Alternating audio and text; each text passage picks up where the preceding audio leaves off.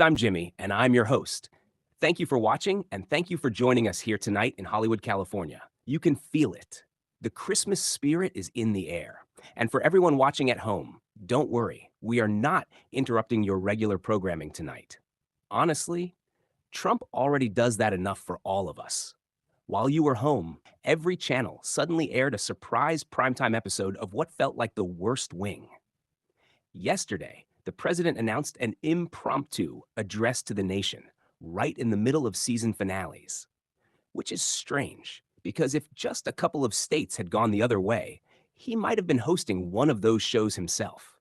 Trump shouldn't be preempting the floor. He should be mopping it.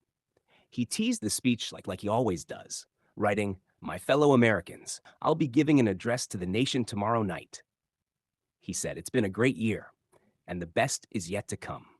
I agree. The Epstein files are due on Friday. This speech was basically Trump taking the stand in his own defense. Opening statements. And somehow, unbelievably, this man is still president. Former special counsel Jack Smith, remember him? The guy we thought would finally bring Trump down, secured two criminal indictments, one for stealing classified documents, another for trying to overturn the 2020 election. Today, at the request of Trump-friendly Congressman Jim Jordan, Jack Smith testified behind closed doors. Private meeting. Which is awkward because one of the doors just happened to be the one Melania was hiding behind. Smith testified that his team gathered overwhelming evidence proving Trump broke the law beyond a reasonable doubt.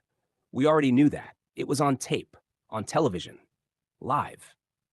If convicted, Trump could have faced up to 9 years behind bars.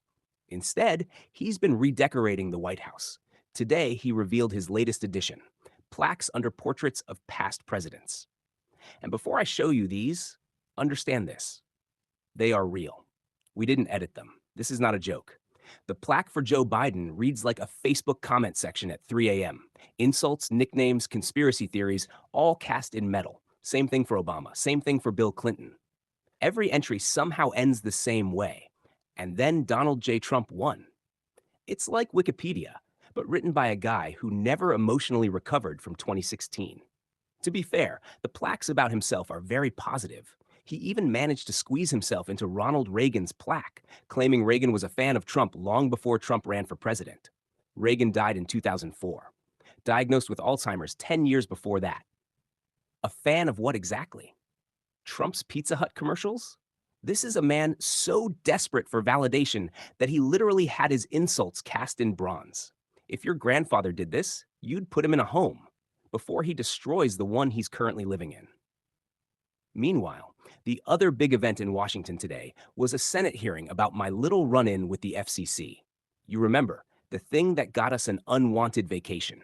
FCC Chairman Brendan Carr was grilled by Democrats over attacks on free speech. Republicans mostly talked about rural broadband maps, and shockingly, the only Republican who said anything critical was Ted Cruz. To his credit, he admitted politicians shouldn't pressure the FCC to silence critics, then immediately followed that by calling me angry, partisan, and profoundly unfunny. Ted Cruz calling anyone unfunny is like mayonnaise calling food spicy. The hearing was on C-SPAN 3, which tells you everything you need to know. Nothing happened. No accountability, no consequences. And the only interesting moment was when someone asked if people wanted me replaced with someone more handsome or more Mexican. Thank you. I yield my time. And finally, footage dropped today from the upcoming Melania documentary. Amazon paid $40 million for it. It's rated PG, presidential grift. The Oscars, by the way, are leaving ABC after almost 50 years and moving exclusively to YouTube in 2029, which is terrifying because the platform is mostly 11-year-olds playing Among Us. Speaking of Hollywood, we sent Mark Hamill out to stand on his own star on the Walk of Fame, just to see if anyone noticed. Turns out, fame is fleeting. Very fleeting.